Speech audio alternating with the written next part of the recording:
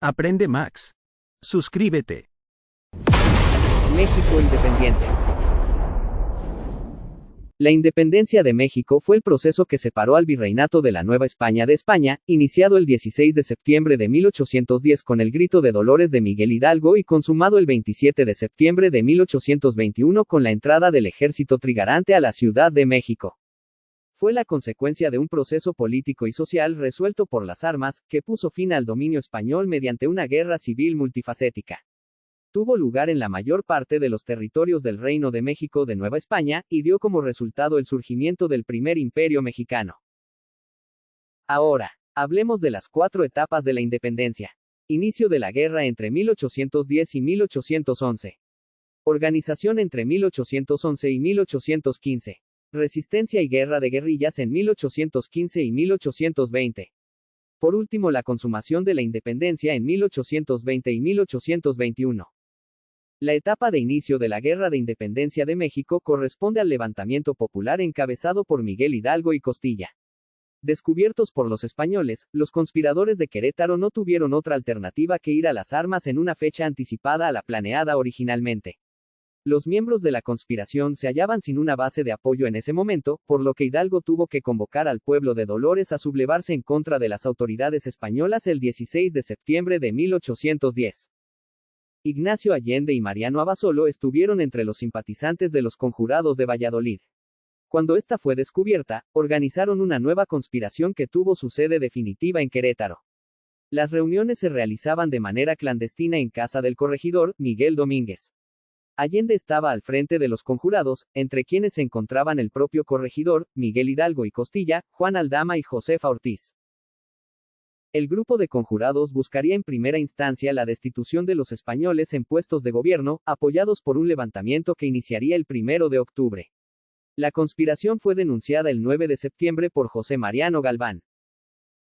A partir de Dolores, el movimiento encabezado por Hidalgo se movió por varios puntos del Bajío, una de las más prósperas regiones de Nueva España.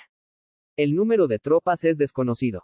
En Atotonilco tomaron el estandarte de la Virgen de Guadalupe, que es considerado emblema del movimiento. Se formó un gran ejército insurgente, aunque con miles de seguidores sin preparación militar. El ejército insurgente logró victorias importantes, tomando ciudades como San Miguel el Grande, Celaya y Guanajuato. La batalla del Puente de Calderón, 17 de enero de 1811, fue una victoria militar de los realistas sobre las fuerzas insurgentes mexicanas. Después de 6 horas de combate, los insurgentes terminaron huyendo del lugar y Guadalajara fue ganada por los realistas. Los sublevados tuvieron que huir hacia el norte, donde esperaban encontrar el apoyo de las provincias de esa región que también se habían lanzado a las armas. Los líderes de la insurgencia fueron capturados por Ignacio Elizondo en Acatita de Baján, Coahuila. Una vez arrestados fueron enviados a Chihuahua. En esta ciudad fueron fusilados Hidalgo, Jiménez, Allende y Aldama, cuyas cabezas fueron enviadas a Guanajuato para que fueran expuestas en las esquinas de la Alhóndiga de Granaditas. Así es como terminó el primer periodo de la independencia de México. Con el levantamiento del ejército insurgente y el fusilamiento de Hidalgo, Jiménez, Allende y Aldama después de haber sido capturados en Coahuila. Ahora, comencemos con la segunda etapa de la independencia de México. Organización entre 1811 y 1815. También llamada etapa de organización, fue liderada por José María Morelos y Pavón tras la muerte de Hidalgo.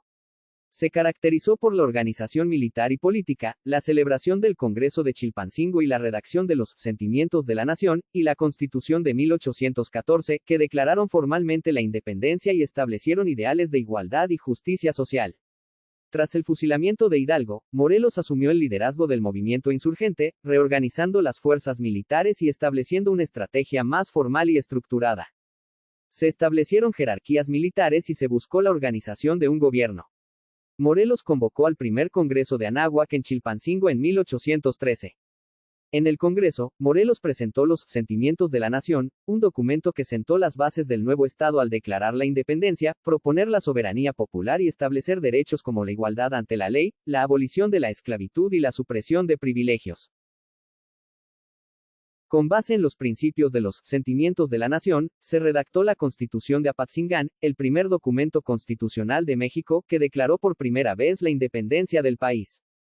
Los insurgentes obtuvieron triunfos notables, logrando controlar importantes zonas del sur y centro del país, como Oaxaca y Acapulco. A pesar de los éxitos, el movimiento sufrió diversas derrotas y Morelos fue traicionado, capturado y ejecutado por las fuerzas realistas en 1815. El fusilamiento de Morelos termina la segunda etapa de la independencia de México. La siguiente etapa lleva por nombre, Resistencia. Guerra de guerrillas de 1815 a 1820. Se caracterizó por la dispersión de los insurgentes y la lucha guerrillera tras la muerte de José María Morelos. Aunque el ejército realista tenía ventajas, caudillos como Vicente Guerrero, Guadalupe Victoria y Francisco Javier Mina continuaron la resistencia en diferentes regiones del país. El movimiento insurgente entró en una profunda crisis. La estructura organizativa que Morelos había intentado consolidar con los sentimientos de la nación y el Congreso de Chilpancingo se desmoronó, y muchos insurgentes fueron derrotados o capturados por las fuerzas realistas. Sin embargo, esta etapa no puede entenderse simplemente como un periodo de derrota. Fue también un tiempo de resistencia estratégica, donde los ideales de libertad, justicia y autonomía se mantuvieron vivos gracias a la labor de líderes regionales. Vicente Guerrero, en particular, destacó por su capacidad de adaptación y por mantener viva la llama insurgente en la región de la Sierra del Sur. Su lucha guerrillera, basada en el conocimiento del terreno y el apoyo de comunidades locales, evitó que la corona española pudiera declarar una victoria definitiva. Otro elemento importante de esta etapa fue el contexto internacional. España, que había recuperado su trono tras la caída de Napoleón, enfrentaba en 1820 una nueva crisis interna, una revolución liberal que obligó al rey Fernando VII a restablecer la Constitución de Cádiz. Este hecho, aunque ocurrido en Europa, tuvo un profundo impacto en la Nueva España. La élite criolla, temerosa de perder sus privilegios bajo un régimen liberal, comenzó a considerar la independencia como una forma de mantener el control político y económico. Esta coyuntura permitió que sectores antes realistas, como Agustín de Iturbide, reconsideraran su postura y se acercaran a los insurgentes. En este sentido, la tercera etapa de la independencia no solo fue una lucha armada, sino también un periodo de reconfiguración política.